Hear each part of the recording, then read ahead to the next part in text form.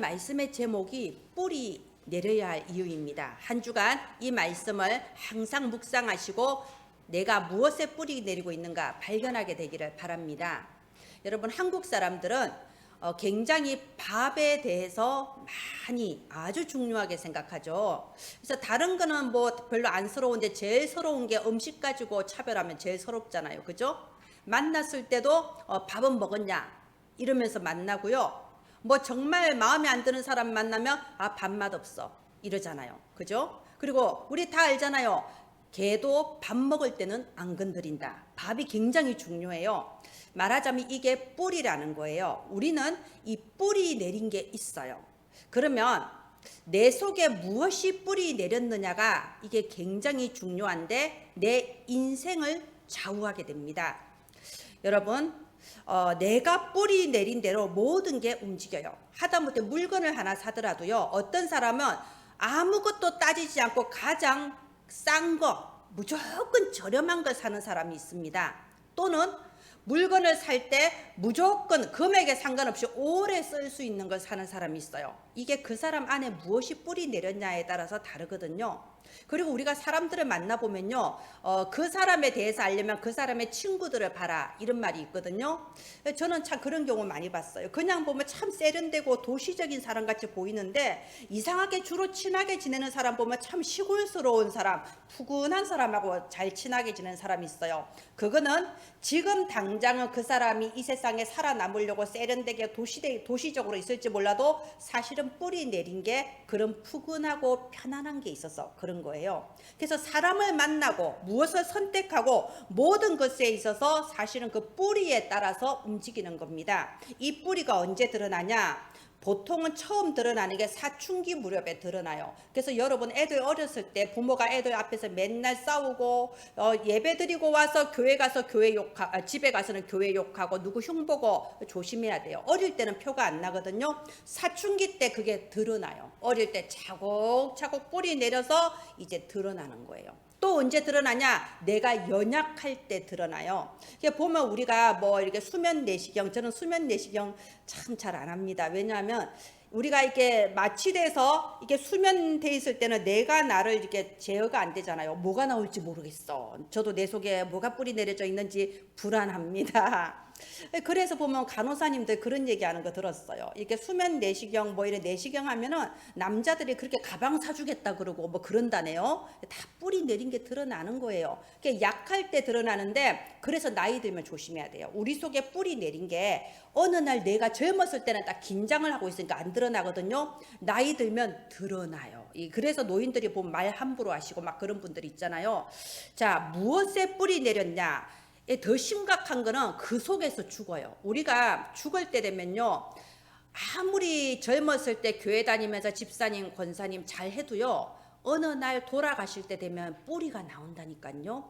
제가 여기 호남 요양병원에 전도하러 다닐 때 그걸 본 거예요. 참 그렇게 정말 한 주도 안 빠지고 교회 가서 식당 봉사하고 정말 안내하고 하시던 분이 돌아가실 때 되면 불신자 비슷하게 돼 있는 걸 제가 보면서 나도 늙으면 이렇게 될 수 있겠다. 내가 정말 젊었을 때 내가 무엇에 뿌리 내리고 있는가. 내가 이 무엇식 중에 비몽사몽간에도 그리스도 이러고 나오고 아멘 이러고 나와야 될 거 아니겠어요. 이 비몽사몽간에 옛날 옛적에 들었던 뭐 가요가 생각나고 이러면 이 무슨 창피입니까? 그죠? 이 뿌리가 이렇게 무서운 거예요.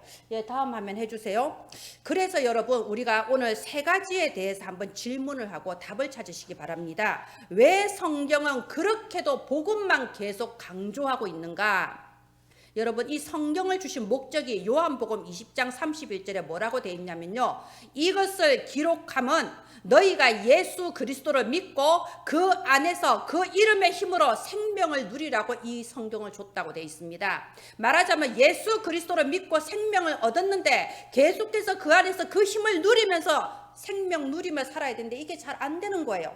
뿌리가 다르니까. 그래서 뿌리를 내려라고 성경에는 계속해서 모든 챕터마다 그리스도의 복음이 여러 모양으로 여러 형태로 계속 강조되고 있는 겁니다. 예, 그리고 우리가 갈라디아서를 지금 보고 있는데요. 갈라디아서 3장 1절 보세요. 어리석도다 갈라디아 사람들아, 3절에는 너희가 어찌 성령으로 시작하여 육체로 마치려고 하느냐 한탄을 하고 있습니다. 왜 바울이 갈라디아 교회를 보고 한탄했나요? 뿌리에 대한 부분이에요. 너희가 이렇게 예수 그리스도 복음 처음 들었을 때는 감격으로 이렇게 시작을 해놓고 시간이 지나가니까 원래 가지고 있는 그 뿌리, 불신자 때의 뿌리, 하나님 안 믿는 내 이 영적 문제 뿌리로 다시 돌아가지 않냐. 3번, 하나님은 전능하시고 나는 하나님 자녀라고 하는데 왜 나는 이 능력을 누리지 못할까요? 왜 나는 이렇게 응답이 없을까요? 답은 하나입니다. 뿌리예요. 내가 무엇에 뿌리 내리고 있냐? 뿌리 내린 대로 자라고 뿌리 그 자란 대로 열매를 맺게 되어 있는 겁니다.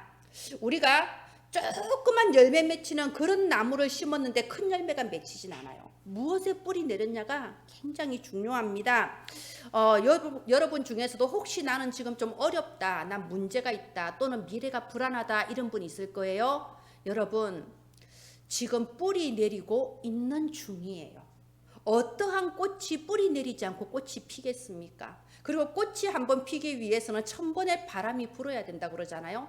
바람을 견디고 흔들리면서 뿌리가 점점 튼튼하게 내려지는 겁니다. 그리고 때가 되면 꽃이 피고 열매가 맺히는 거죠. 내가 지금 어렵다, 나는 지금 뿌리를 내리고 있어요. 여러분 지지난주 말씀, 아이고 지난주 말씀 또 아리까리한데, 지지난주 말씀 뭐였죠? 그리스도 안에 있는 자. 여러분은 그리스도 안에 있는 자예요. 지난주 말씀 뭐였죠? 지존자의 은밀한 곳에 전능자의 그늘 아래에 사는 자. 여러분은 하나님의 은밀한 곳에 감추시고 그 그늘 아래 보호받는 사람입니다. 이게 이미 여러분의 신분이 그래요. 그러면 이제 지금은 뿌리를 내리고 있는 중이에요. 바람이 많이 불수록 뿌리가 더 튼튼하게 내립니다. 땅이 척박할수록 뿌리가 더 깊게 내립니다. 나는 지금 뿌리 내리고 있는 중이에요. 여러분 지금 내 주변의 환경에 두려워하거나 염려하지 마세요. 그냥 나는 지금 뿌리 내리고 있는 중이니까 내 뿌리를 어디에 두는가 오늘 점검하시고 더 깊이 뿌리 내리는 그런 날이 되기를 바랍니다. 네, 다음 화면 해주세요. 우리가 오늘 읽은 이 갈라디아서 4장 28절 보세요. 우리를 보고 뭐라고 합니까? 너희는 이삭과 같이 약속의 자녀다라고 되어 있어요. 이 이삭이 지난주에도 이삭에 대해서 말씀 나왔었죠. 자 보십시오. 우리가 이삭 하면 뭐가 생각납니까? 평생에 큰 불행 없이 평안하게 산 사람 이렇게 생각을 하고 있습니다. 과연 그랬던가요? 이삭이 얼마나 고난이 많았는데요. 그런데 창세기 22장에 보면요. 어느 날 아버지가 이삭을 탁 데리고 이 모리아 산에 올라가잖아요. 한 이틀 거리라고 그래요. 이틀을 걸어서 가는데 이제 이 이삭은 어릴 때부터 아버지가 동물을 죽여서 그 피로써 피제사 드리는 걸 봤단 말이에요. 아버지가 제사를 지내러 산에 올라간다는데 희생 제물이 없어. 아버지 제물은 어디 있습니까? 하니까 이 아버지 아브라함이 대답하죠. 하나님이 준비해 놓으셨다. 여호와 이레. 이 아브라함이 그렇게 믿음 좋은 사람이 아니었어요. 근데 여러 가지 고난을 겪으면서 믿음의 뿌리가 탁 내려진 거예요. 믿음의 뿌리가 내려져서 아들 앞에서 신앙 고백을 한 겁니다. 하나님이 준비하실 것이다. 여호와 이레. 그런데 산에 올라가니까 어떻게 됐나요? 나를 사랑하는 그 아버지가 나를 꽁꽁 묶고 칼로 죽이겠다고 그러잖아요.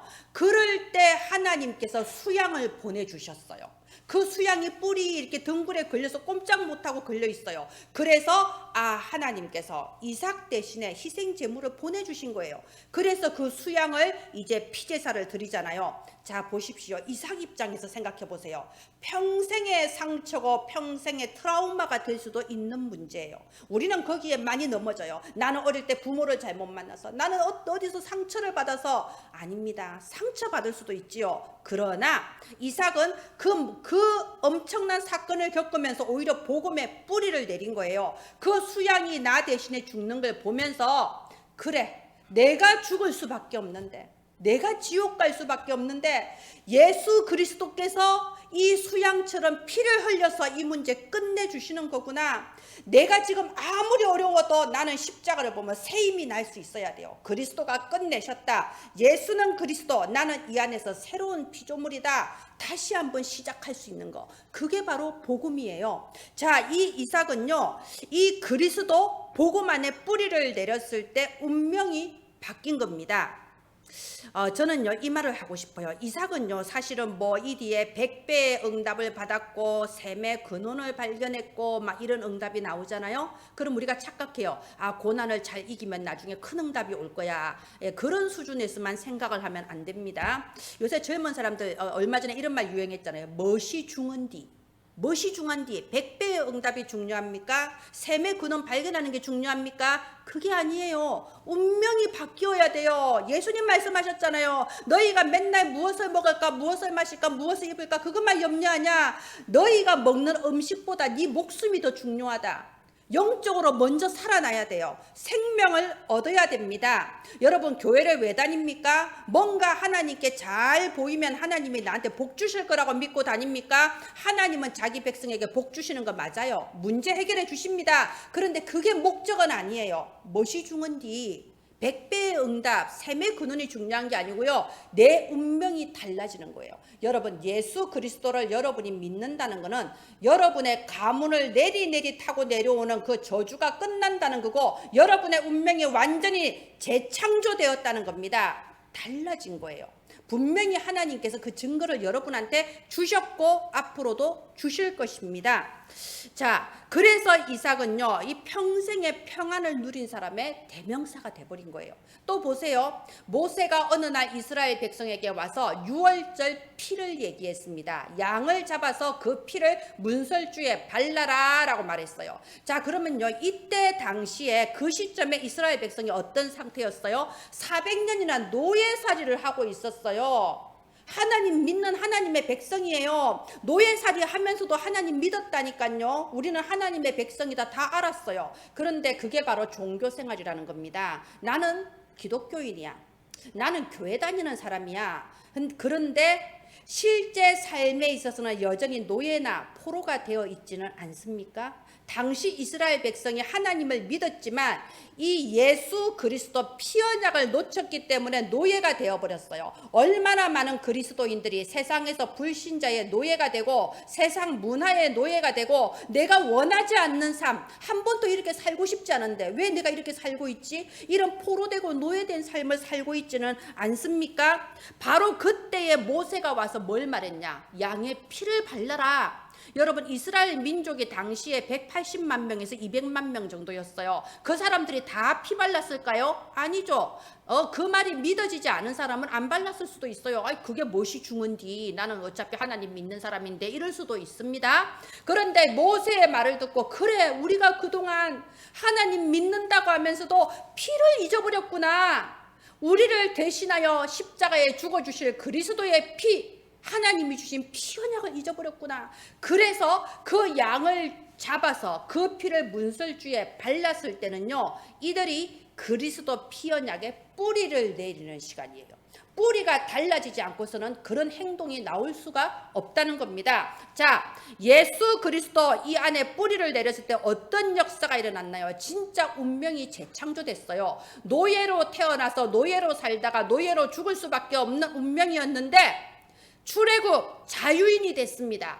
가나안을 정복하는 정복자가 됐습니다. 여러분 우리와 우리의 후대가 노예로 포로로 살아야 되겠습니까? 아니요. 우리는 자유인이고 우리의 후대는 하나님이 세우신 자유인이요 전 세계 237 나라에 복음 전할 정복자로 하나님께서 우리의 후대를 세워 나가시는 것입니다. 자, 우리는 보통 기독교인, 우리나라 기독교인 이렇게 말하잖아요. 그런데 이 기독이란 말 뜻 자체가 뭔가요? 그리스도예요.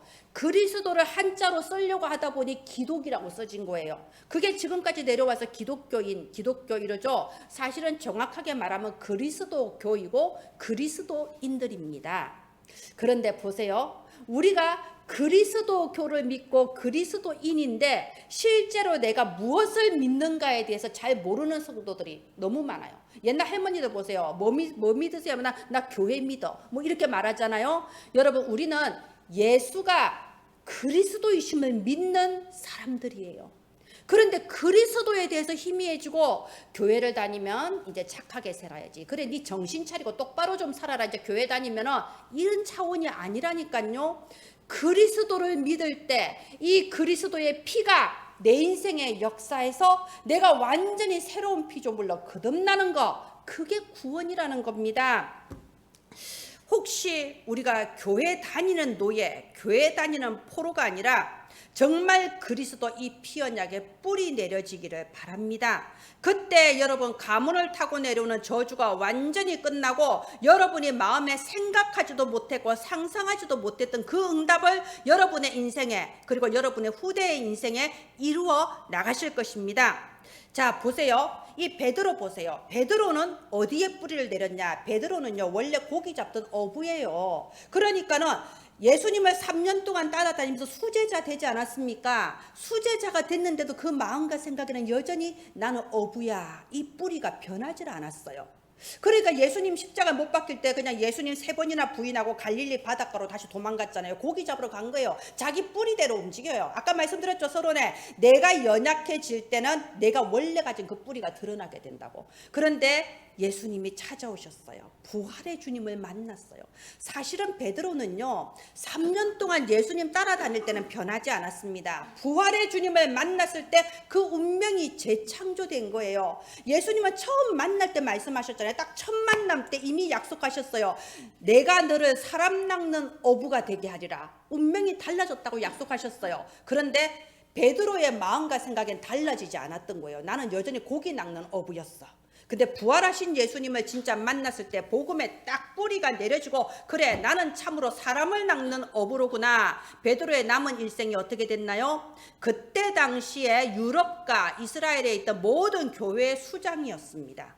그리고 죽을 때까지 교회의 수장으로 있다가 또 그리스도의 이름으로 순교하시고, 지금도 가톨릭에서는 초대 교황이 베드로라고 그러잖아요. 운명이 달라진 거예요. 여러분, 내 속에 뿌리가 바뀌기를 바랍니다. 히브리서 13장 8절에 그리스도는 어제나 오늘이나 영원토록 동일하시니라. 지금 또 여러분이 그리스도 언약을 붙잡고 그 안에 뿌리 내리면 지금 또 베드로에게 일어났던, 이스라엘 백성에게 일어났던, 이삭에게 일어났던 그 똑같은 역사가 여러분한테 동일하게 일어나는 겁니다. 나는 예수님을 이미 영접했는데요, 이렇게 생각할 수도 있어요. 여러분, 예수 그리스도를 마음에 모셨지만 내가 내 마음의 왕자리에 앉아있고 예수님은 발밑에 있을 수도 있어요.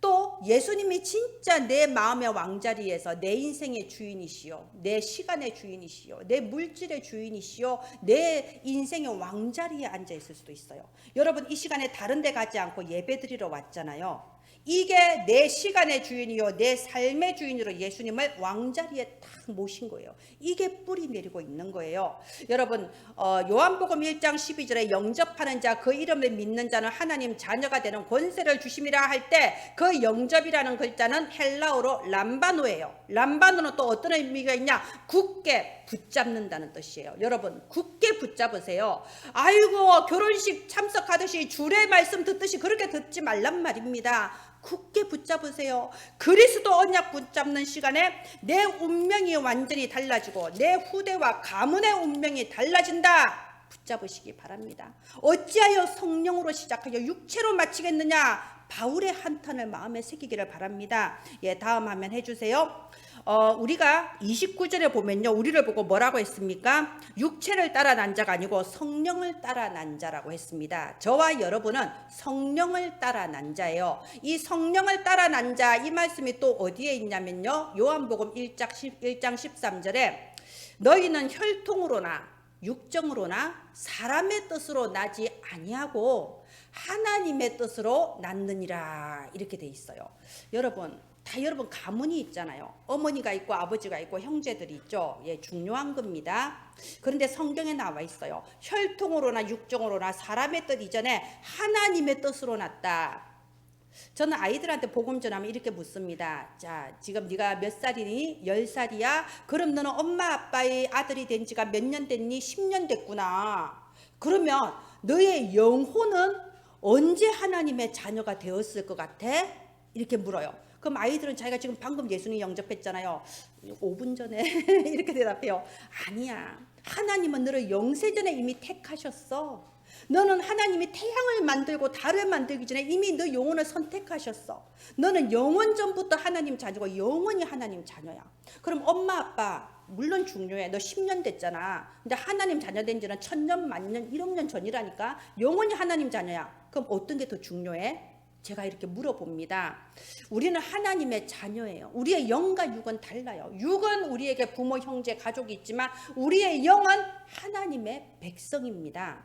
근데 제가 참 이상한 게 있어요. 하나님의 백성인 우리가 왜 불신자보다도 더 사람들에게 끌려다니고 사람들의 모임이란 모임 다 쫓아가고 결혼식 뭐 대모임 뭐 다 쫓아다녀요. 불신자보다 더 쫓아다닙니다. 그럼 우리 주변에 그 불신자들이 속으로 어떻게 생각하냐? 아이고 교회 다닌다더만 날라리 신자구만 이럽니다. 아니 지금 예배 드리러 가는 시간인데 우리와 같이 놀고 있잖아요. 우선은 좋죠. 근데 속으로 무시합니다. 여러분 그렇게도 내가 사람 노릇 해보겠다고 결혼식 행사 다 쫓아다니는데 왜 인간관계는 자꾸만 갈등이 일어날까요? 왜 내 경제는 자꾸만 피폐하고 안 좋아질까요? 거기에 답이 있는 게 아니라는 거예요. 여러분 우리가 교회관을 바로 세워야 돼요. 예수 그리스도 영접하고 하나님 자녀가 됐지만 교회에 대해서 예배에 대해서 한 번도 제대로 딱 정립이 안 됐을 수도 있습니다. 하나님께서 이스라엘 백성을 출애굽시킬 때 출애굽은 우리 입장에서 중요한 거고 인간 입장에서 중요한 거고요. 하나님 입장에서 목적이 뭐였냐? 출애굽이 목적이 아니에요. 가나안 정복하는 게 목적이 아니에요. 하나님께서 유월절 양의 피 바른 날 홍해를 가르시고 출애굽하신 그 목적은 뭐냐? 다시 한번 성전을 짓고 다시 한번 피제사를 회복하라. 이게 목적이었습니다.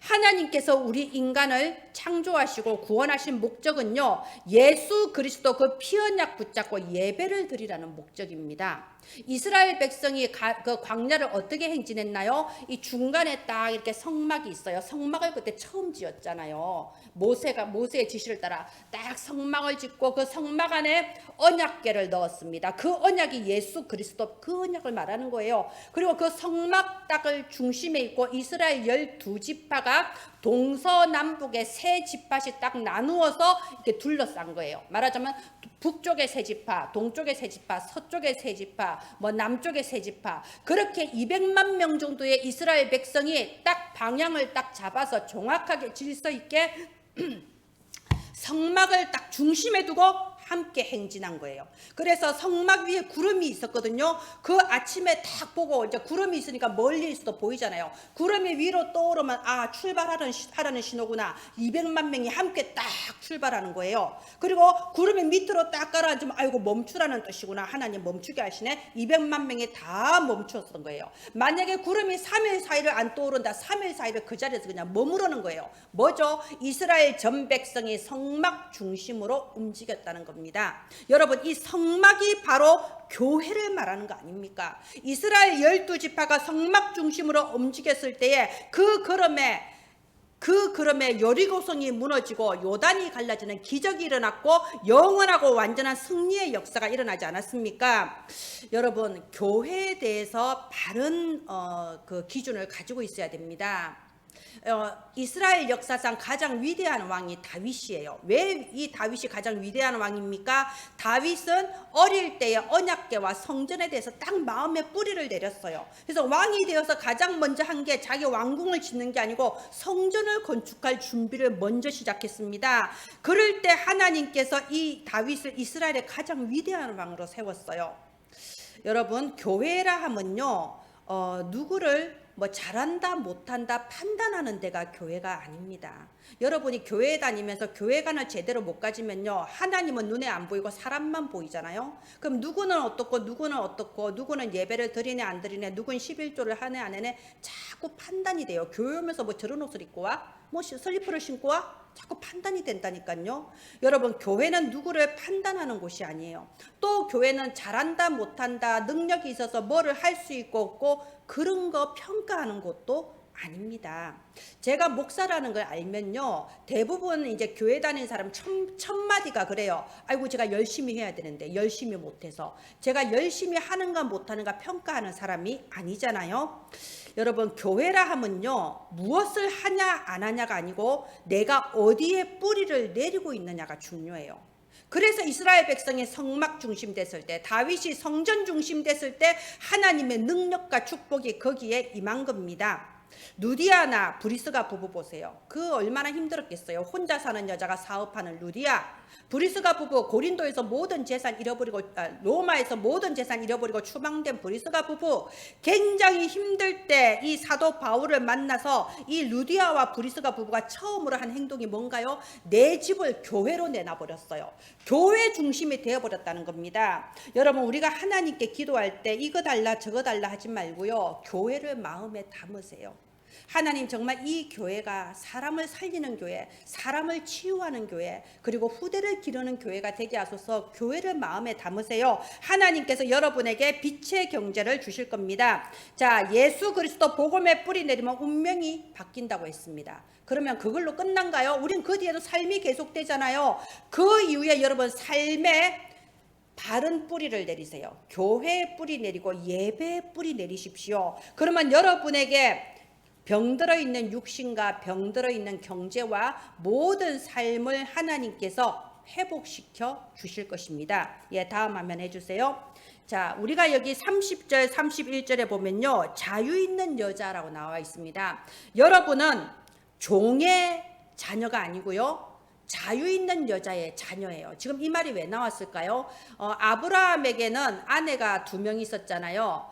첫 번째는 자유 있는 여자 사라와 결혼을 했지요. 그런데 하나님이 아들을 주신다고 했는데 빨리 아들을 안 주셔. 그러니까 아브라함이 불신앙을 해가지고 여종 하갈이라는 여종을 통해서 아들을 미리 낳아버린 거예요. 그 아들의 이름이 이스마엘이죠. 말하자면은 이 하갈과 이스마엘은요, 눈에 보이는 불신앙인 거예요. 아브라함이 하나님을 믿지 못하는 불신앙이 눈에 보임으로 보이는 게 바로 하갈과 이스마엘이에요. 여종과 여종의 아들입니다.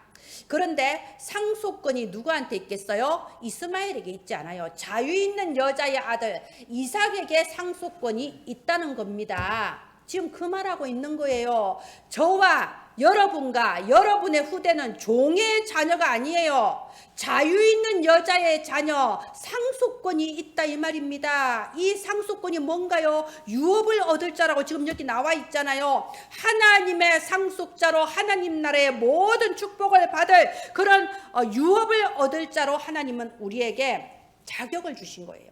그렇다면 여러분은요, 여러분의 미래에 하나님이 보좌의 축복으로 역사하신다, 이 사실을 믿기를 바랍니다. 여러분, 바울이 하나님 예수 그리스도를 영접하고 딱 운명이 바뀐 뒤에 그 다음 한 게 뭔가요? 사도행전 17장 회당으로 갔습니다. 사도행전 18장 또 회당으로 갔습니다. 사도행전 19장 또 회당으로 갔습니다. 왜 그럴까요? 그곳에 후대가 있기 때문이에요. 회당은 이스라엘 백성들이 모여서 자기 아이들을 가르치는 곳이에요. 그곳에 후대가 있어서 거기 가서 복음을 전한 거예요.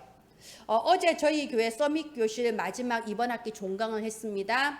그래서 이제 저희 사진 올렸지만 카톡방에 올렸죠. 같이 이렇게 또 차 마시고 이렇게 좀 시간 나누면서 함께 교제했는데요.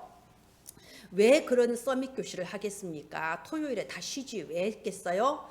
왜? 우리 후대에게 보좌의 축복을 전달하려고 하는 거예요. 그래서 우리 이번 원단이 보좌의 플랫폼 아닙니까? 보좌의 축복을 전달하는 플랫폼이 되는 게 2023년도 하나님의 언약이에요. 하나님 여러분에게 이루실 거예요. 여러분 아시겠지만 저는 굉장히 우상 숭배하는 불신자 가정에서 태어났습니다. 삶이 굉장히 힘들었어요. 저한테 있어서 이 세상은요, 고난의 연속이었어요. 원래 불교 배경이었기 때문에 진짜 108번뇌다. 너무 이 세상 자체가 고해, 고통의 바다구나. 전 이렇게 느꼈습니다. 그런데 어느 날 하나님이 때가 되어서 저를 부르셨어요. 참 제가 교회를 다니면서 하나님을 만나기 시작하는데 얼마나 아름답던지요. 아까 우리 참 아름다워라 주님의 세계는 찬양했잖아요. 제 마음의 고백이에요. 제가 우리 집에 맨날 일가 친척들 싸우고 망하고 무너지는 그런 것만 보다가 딱 교회를 왔는데요. 원래 다니는 사람들은 잘 모를 거예요. 불신자 입장에서 교회를 오니까요, 참 아름다워라 주님의 세계였어요, 진짜. 그래서 제가 복음의 뿌리 내리고 예배의 뿌리 내려지기 시작한 겁니다. 그때 제가 이상한 걸 느꼈어요. 나는 교회 와서 하나님 믿으니까 이렇게 좋은데, 아니 나보다 교회 오래 다닌 집사님들이 왜 저렇게 행복하지가 않지? 저 이상하더라고요. 저는 얼마나 좋은지 몰라요. 여러분, 기독교 그리스도인이 구원의 축복과 행복을 놓치면요, 그때부터 타락이 시작돼요. 세상으로 눈이 돌아가고 서로 시기 질투하고 교회가 지옥같이 변합니다. 구원에 감사하세요. 내가 하나님 자녀된 것이 얼마나 감사합니까? 자, 그런데 이제 제가 전도 현장을 가기 시작한 거예요. 제가 전도 현장에서 불신자들 상대로 전도한 게 한 20년 넘게 했더라고요. 근데 20년 넘게 전도하면서 정말 별 사람을 다 봤고 별 현장을 다 봤습니다. 그러면서 제가요, 삶의 방향이 딱 잡혀진 거예요. 나는 앞으로 무엇을 위해 사냐? 내가 무엇을 위해 살아야 되냐? 나는 이 그리스도 복음 전하는 사람으로 내 평생 살아야겠다. 이것보다 더 중요한 일이 없구나. 말하자면 제가 전도의 뿌리가 딱 내려지기 시작한 거예요. 내 인생에 남들은 좋은 아파트 가고 좋은 옷 입고 뭐 좋은 반지 목걸이 하고 다닐 때 나는 전도가 하고 싶었어요. 한 사람이라도 더 구원하고 싶었어요. 나처럼 불행한 사람이 나처럼 행복해질 수 있는 그 비밀을 한 명한테라도 더 전하고 싶었어요. 하루하루가 급하다고 느꼈습니다. 그게 나의 전도의 뿌리였고요. 거기서 열매가 은혜나무 교회고 또 여러분 아닙니까? 저는 이 교회를 개척할 때 많은 목사님들이 그래요. 우리는 아무도 성도가 없고 교회 가족끼리 개척하고 막 그러는데요. 저는 속으로 웃어요. 저는 저 혼자 개척했어요. 홀로 개척이라고 들어보셨습니까? 그래서 사람들이 웃었어요. 대체 왜 혼자서 그러고 있냐고 제 동기들이 그랬거든요. 하나님께서 이루어 나가시고 뿌리 내리고 자라게 하시고 열매 맺게 해주시는 겁니다. 여러분이 하나님께서 은혜나무 교회에 이렇게 맺게 해주신 열매예요. 거기서 끝납니까? 바울이 뭐라고 했나요? 내가 로마도 보아야 하리라. 내가 저 가이사 황제 앞에 서야 되리라. 내가 땅 끝까지 가야 되리라. 하나님은 아직도 저를 통하여 또 여러분을 통하여 하실 사역이 많이 남아 있어요. 자, 저를 보세요. 우상 숭배하다가 재앙당한 가문이에요. 다 무너졌어요. 다 망했어요. 그런데 하나님은 우리 가문을 재창조하셔서 예배드리는 가문이 되게 하셨어요. 얼마나 기뻐요. 여러분, 복 있는 자는 시냇가에 심은 나무와 같다고 했어요. 복 있는 자는 무엇을 많이 가진 게 아니고요. 어디에 있느냐가 포인트예요.